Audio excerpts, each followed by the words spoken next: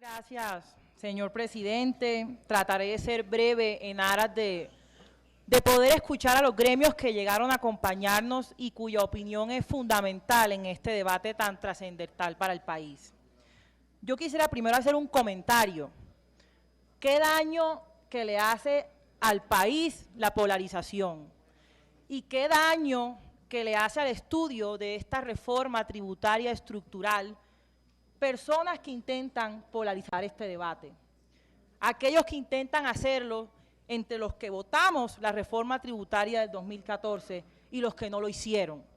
Y tratan de mostrar a aquellos que lo hicimos como unos ciegos defensores del gobierno, cuando precisamente lo que estamos pidiendo en esta comisión es verdad sobre las cifras, sobre las proyecciones macroeconómicas, sobre los compromisos serios que deben haber con los diferentes gremios que deben componer el estudio de este debate. Yo no puedo permitir que aquí aparezcan aquellos que no votaron la reforma como los vaticinadores de un desastre de grandes proporciones, como si aquí el actual estado de la situación tributaria del país fuera causa de la reforma del 2014, como si aquí los que vienen de periodos anteriores no hubieran votado la reforma del 2013, del 2012 y la de años anteriores. Yo creo que lo más sano para este debate y lo más sano que podemos hacer en este momento para el estudio de la reforma tributaria es que actuemos juntos como comisión y como Congreso y que podamos nosotros en nuestra autonomía legislativa poder dar un debate con altura y sin populismo en esta materia. Lo otro a lo que me quería referir, es importante, como lo decía mi compañera Olga Velázquez, que aquí cambiemos ese paradigma de las reformas tributarias que se tienen en Colombia, que dejemos de ya incluir estos impuestos antitécnicos, que dejemos de jugar con este ajuste de las bases, que dejemos de pensar solamente en ajustar un déficit fiscal en orden a unas condiciones macroeconómicas que hoy lamentablemente vivimos en el país, que empecemos a pensar seriamente en un gasto público eficiente y que pensemos seriamente en no castigar más a la clase media y en no castigar más a los empresarios y desincentivar la inversión de esta manera. Hoy nosotros como comisión tenemos dos oportunidades históricas. Cuando mi compañero John Jairo Cárdenas se refería al contexto global que hoy se vive, a la economía mundial, se hacía referencia a muchas economías que hoy están desaceleradas, de cómo eso repercute en la economía colombiana. Yo sí quiero que haya mucha verdad en ese tema y creo que hoy estamos a puertas de una oportunidad histórica para el país.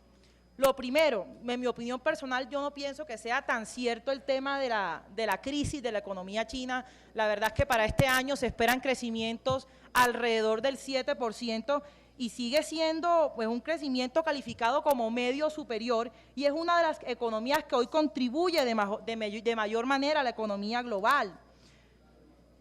De todas maneras, sí es importante que dejemos de pensar que vamos a estar nosotros dependiendo de un auge o no de los commodities a nivel mundial y que dejemos de pensar que vamos a estar dependiendo del precio del petróleo de aquí en adelante. Es cierto que hoy este gobierno no tiene políticas serias en el tema de industrialización, pero tampoco le podemos echar la culpa, porque es que resulta que Colombia viene en un proceso de desindustrialización desde hace más de 20 años, y para poder otra vez retomar el rumbo se necesitan hoy acciones a mediano y largo plazo, pero cuyos efectos no se van a ver inmediatamente, no se van a ver en este gobierno. También se van a empezar a sentir a partir de unos 15 o 20 años, si a partir de este momento nosotros como legislativo tomamos la decisión conjuntamente con el gobierno nacional de plantear todas esas políticas que permitan nuevamente la diversificación del producto nacional, que permitan nuevamente dar valor agregado a nuestros productos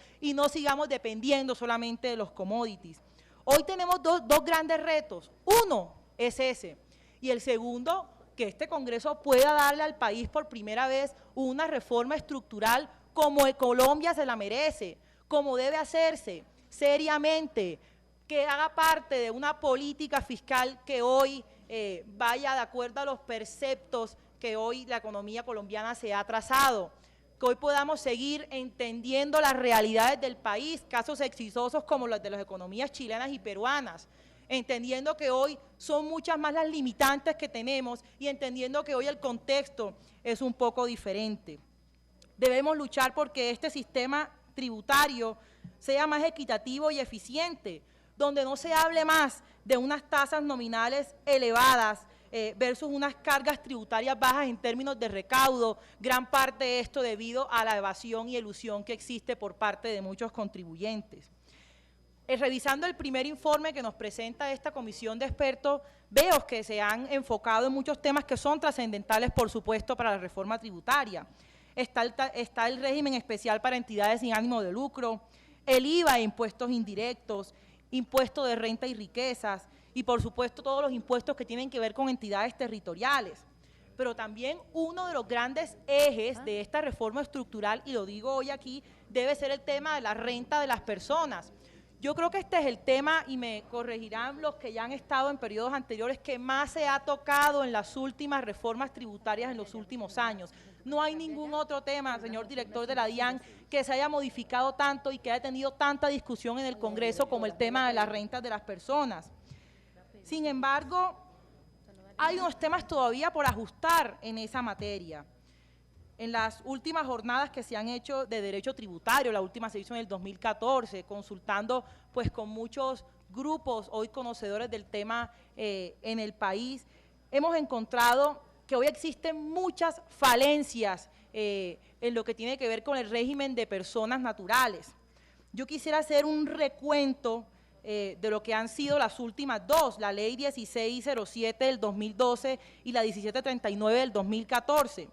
Y quisiera hacer un comentario muy respetuoso, pero que hoy nos puede servir de base para lo que viene en adelante respecto a la reforma. Lo que nosotros hemos visto acá, y lo digo en el caso de la ley 1607, donde luego de la ley se sacaron 5 oficios en el 2013, 7 oficios en el 2014, 2 decretos adicionales en el 2013, y en el caso de la 1739 se sacaron 4 oficios posteriores, donde la verdad esta ley en el caso de las personas naturales no generaba ninguna novedad distinta a lo que los decretos que emitía el Ejecutivo ya se estaban aplicando en la realidad. Lo que esto hoy nos quiere decir es que aquí en materia tributaria el Ejecutivo está, digamos, yendo por encima de la autonomía legislativa que nosotros tenemos en esa materia. Y quiero decir que no es técnico ni jurídico intentar cubrir los vacíos legales que hoy han dejado estos proyectos, que hoy son ley de la República, mediante la adopción de decretos reglamentarios y de doctrinas de la DIAN, que sabemos que son muy conocedores del tema. Pero asimismo debemos reconocer la superioridad que hoy existe en el legislativo en esta materia. Y que además de eso, la expedición de mucha de esta reglamentación se ha demorado mucho. Hoy yo creo que se habla mucho de, y lo vi en el primer informe de esta comisión de expertos, que estos sistemas de determinación, por llamarlo así, los que llamamos nosotros el IMAN y el IMAS, tienen un problema y es el de la evasión. Yo no considero que per se el diseño de estos sistemas de determinación lleven a la evasión. De hecho, conozco que si bien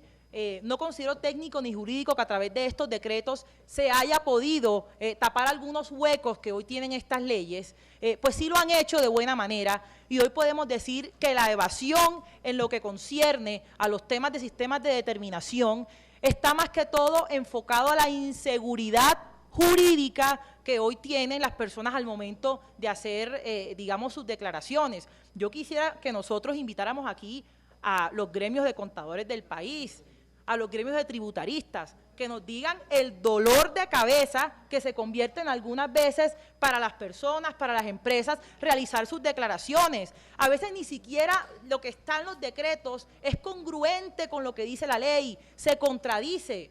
A veces ni siquiera es suficiente lo que hoy existe en estos decretos y toca pedir conceptos a la DIAN y esperar a que ellos respondan para poder hacer esto.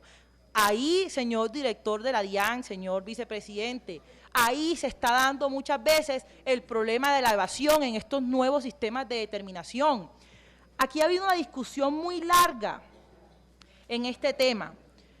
y yo pienso que es importante que tengamos en cuenta los criterios constitucionales y que los incorporemos a esta reforma estructural que va a cursar, que aquí yo creo que este no va a ser el primer debate, va a ser el primero de muchos que vamos a realizar en esta comisión, dándole seguimiento a las recomendaciones que nos dé esta comisión de expertos, pero sí que estos vayan ligados a todos los principios constitucionales y los preceptos que deben anteceder no solamente un diseño de un sistema de determinación, sino en general de todo el régimen de renta de las personas naturales. Hoy debe existir esta justificación conceptual dentro de un marco constitucional. Debe existir este ajuste que se haga a la realidad para que en este sistema se ajuste lo mayor posible la carga impositiva de las personas a su capacidad de pago, que sea un sistema flexible y que demuestre la verdadera capacidad de pago de los contribuyentes y que, por supuesto, se determinen unos criterios para que ellos puedan elegir la base, por supuesto, en este sentido. Debe existir un criterio de equidad, de justicia, de progresividad. Hoy nosotros, sobre todo, debemos enfocarnos en algo muy importante y es simplificar. En Colombia existen más de 60 impuestos. ¿En qué país y en qué cabeza se nos ocurre que hoy podemos tener y bajar las tasas de evasión y de elusión cuando hoy existen tantos impuestos? Los sistemas tributarios en el mundo serios hoy son pocos impuestos bien estructurados. En Colombia no sucede lo mismo. Hoy tenemos más de 60. ¿Cómo vamos a poder controlar nosotros la evasión? ¿Cómo se lo vamos a exigir a los funcionarios nacionales? ¿Cómo se lo vamos a exigir a los distritales, a los funcionarios municipales y departamentales? En eso debemos ser muy claros. Si hay dos preceptos que hoy deben guiar esta reforma tributaria, deben ser precisamente, además de los constitucionales, la simplicidad que debe tener esta reforma tributaria.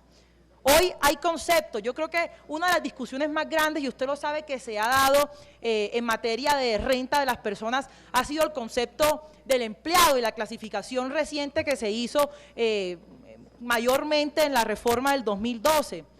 Hoy debemos revisar si realmente este concepto debe estar ligado al empleo de bienes y servicios especializados, si hoy debe estar ligado también a la asunción del riesgo como un criterio estructural para este régimen aplicable. Revisar que hoy muchos de los que nosotros esperábamos llegaran a esa clasificación de empleado no han llegado por esas puertas que deja abierta la ley y que hoy permiten en muchos casos, por ejemplo, que puedan obtener muchas personas fácilmente en el país un 20% de sus ingresos adicionales a su actividad laboral principal. Revisar, por supuesto, también reglamentaciones pendientes en esta materia, como son las contribuciones de patrocinio, como son las ganancias ocasionales, el régimen de residencia. Hoy el mensaje es que si bien se ha debatido mucho en materia de la renta de las personas y de estos sistemas de determinación, todavía debemos hacer unos ajustes en esta materia para controlar la evasión, para aumentar la masa de contribuyentes. Yo lastimosamente recibí las cifras de la DIAN hasta esta mañana, pero dentro de la misma respuesta que me da la entidad, hoy afirman que no tienen pruebas de que la masa de contribuyentes haya aumentado a partir del año 2013 por estos nuevos sistemas de determinación, y muchos hoy aluden el aumento de esta masa de contribuyentes, más que todo, pues al último ajuste que se hizo de la base gravable, en el cual, digamos, en un mayor porcentaje se piensa, por eso fue que se aumentó esta masa. Entonces, sí es importante, señor director, que nosotros, una vez tengamos estas cifras, podamos conocer cómo ha sido el avance a partir del año 2013 y compararlo con los años anteriores, de cómo ha sido el aumento de esta masa de contribuyentes, que hay una división específica según las clasificaciones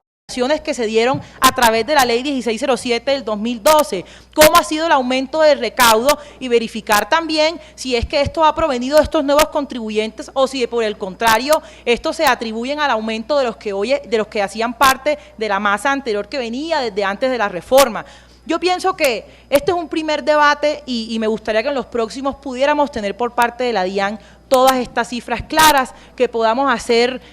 digamos aquí, un debate serio en base a fundamentos estadísticos, en base a pruebas concretas de qué le ha funcionado al país y qué no. Yo pienso que es momento de si bien nosotros compararnos, porque es bueno a veces las comparaciones, con casos exitosos como el de Perú y el de Chile, que han logrado políticas fiscales exitosas, que hoy han logrado avances en materia tributaria, también que nosotros empecemos a ver la realidad de nuestro contexto, desde nuestro país, que tengamos unas cifras contundentes y podamos aportárselas a este debate tan importante y que yo creo que el país llevaba años esperándolo, y es esta reforma tributaria estructural. Muchas gracias.